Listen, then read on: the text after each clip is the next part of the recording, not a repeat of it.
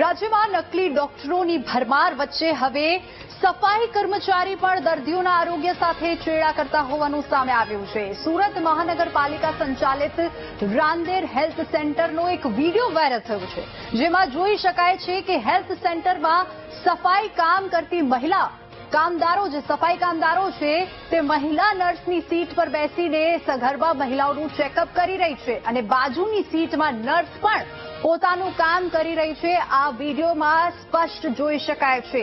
જાગૃત નાગરિકે વિડીયો ઉતારીને મહિલા સફાઈ કર્મીની પોલ ખોલી અને જાગૃત નાગરિકે સવાલો કરતા મહિલાએ ઉદતાઈથી જવાબ આપ્યો છે. મહિલા કહેવા લાગી કે સ્ટાફ ઓછો હોય તો કામ કરવું જ પડે અને ડોક્ટરનું કામ કરતી મહિલા સફાઈ કર્મીનો આ વિડીયો વાયરલ થતા અનેક સવાલો ઉઠી રહ્યા છે. બેન તમે સફાઈ કામદાર છો ને, તો અહીંયા તમે કેવી રીતના અહીંયા નર્સ કાં છે તો તમારાથી નહીં બેસે? ના સુપરવાઇઝર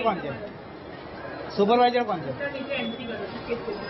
તમારે નર્સની જગ્યા પર બેસાય જ નહીં. ના ખોટી વાત.